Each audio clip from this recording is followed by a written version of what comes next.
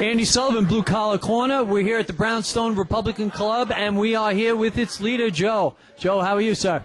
Joe Nardiello, thank you. Thank you for being here.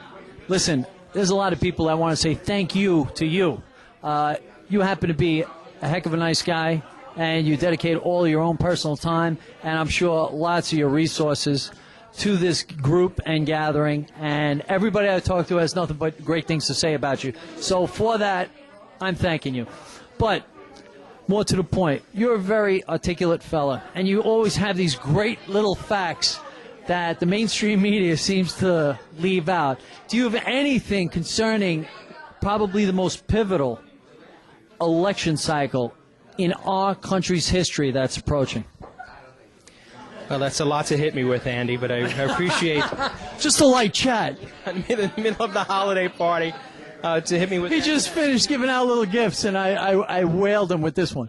Well, yeah, there's a lot to be worried about, and a lot to vote for, to come out and support Republican candidates next year. It's a long way off, but the primary process will weed out the good and the bad well, at least from their responses, and people will have a reason to support their candidate.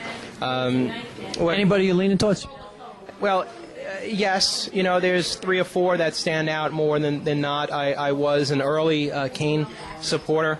He, had some issues down the road which had nothing to do with what was in the press. I thought he didn't respond well in a presidential. Foreign policy questions? Their foreign policy, absolutely, but also, his appearance on the Letterman show. There was a lot of things that, when watching him, he didn't seem to be ready for that kind of an office. So that gravitas, a bit, but it's more of a, it's a preparation.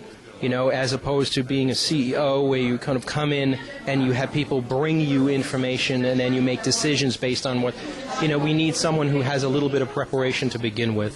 And on the Republican side, you usually favor a candidate that's already gone through, that's been in the 50 states, that has moved around like a Romney right now. He's been through that kind of a war, he's lost. Why do you think he's flatlining with the current level of support?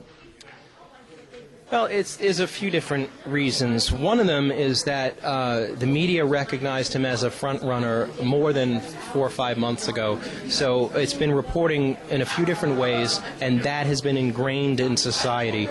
A lot of people love them, don't read as much as they should. They don't really visit the websites of the candidates. They don't watch the debates, but they do get a snippet of something from popular culture, whether it's Saturday Night Live or The Daily Show or something online like on Yahoo when they hit a homepage. Simple blurb, and they make their whole decision based on it. And it might be like a $10,000 bet, or it might be that Romney had the exact same thing as Obamacare in Massachusetts, and that little bit is enough to hang a hat on in opposition. So he's got to, that's his role, is he has to overcome that. He has to find a way to be the candidate. And it's easy to take pot shots at that kind of thing. But for the most part, I do like that he's run the race before. He's back to try it again. He seems to speak from the heart. And traditionally, the Republicans always go with the guy who comes in second. From the previous election. From previous primaries. Well, yes. And, it certainly happened with McCain, and it happened with George Bush, senior. Well, we got a 50%, I think, win rate with that particular formula.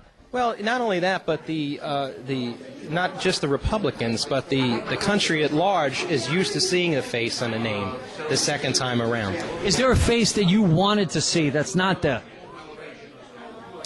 No, you're perfect. No, I wouldn't say that. There's some people who I wanted to run last time around and this time around, but to be honest, we'll have to see what we have. You can't think that someone's going to come in on a white horse and win the day. The candidates you have are the candidates they have, and to tell you the truth, I don't think we've seen the best of them yet. They're just getting started. The first caucus is January 3rd.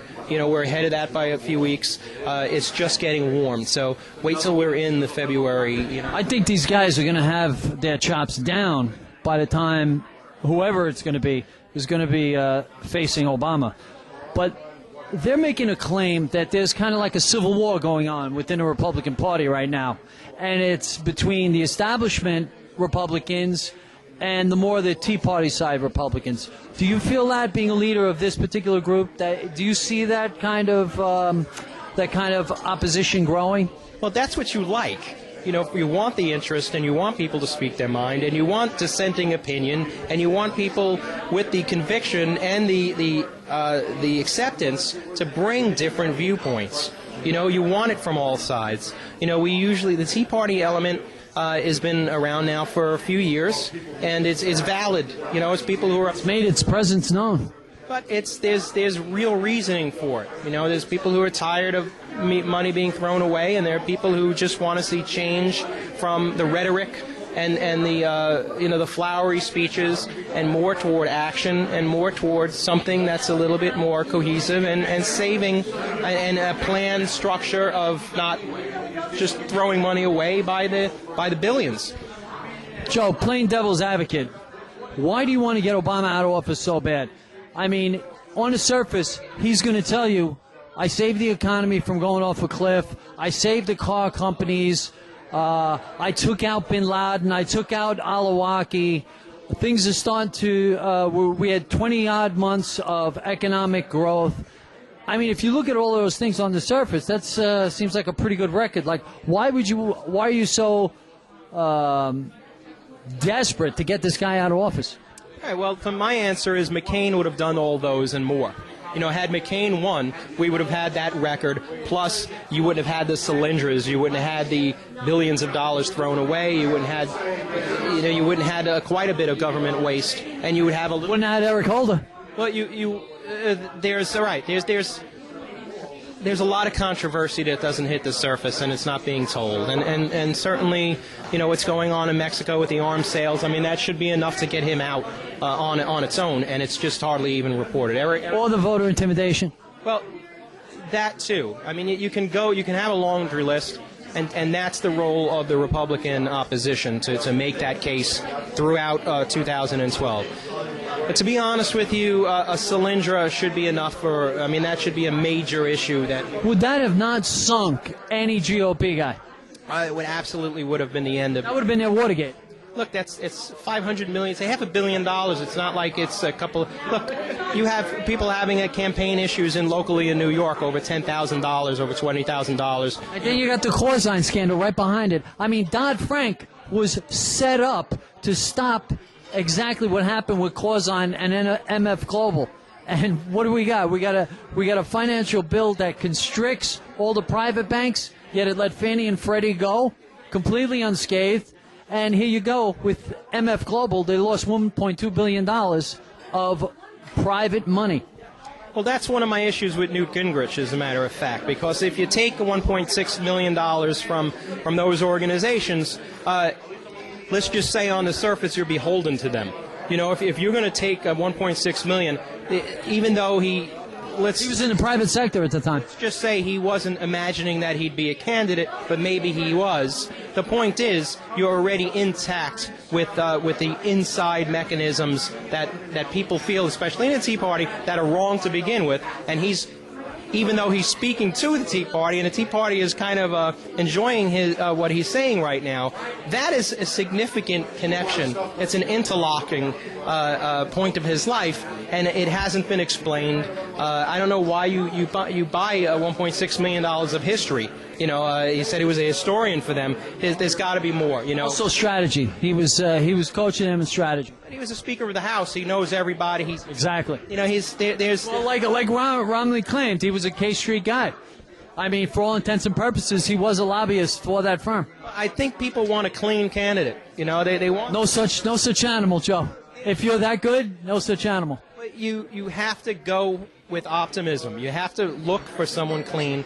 If you want a clean slate, if you want to sweep it out, if you want to clean D.C., you're going to need someone that just doesn't say they're going to do it. They've led a life that's above reproach, and that's why I would think that Romney is someone to look at, because you know, there hasn't been any scandal that you've said, well, this guy has been touched by this guy has been... Well, there's one scandalous thing that we haven't spoke about Romney.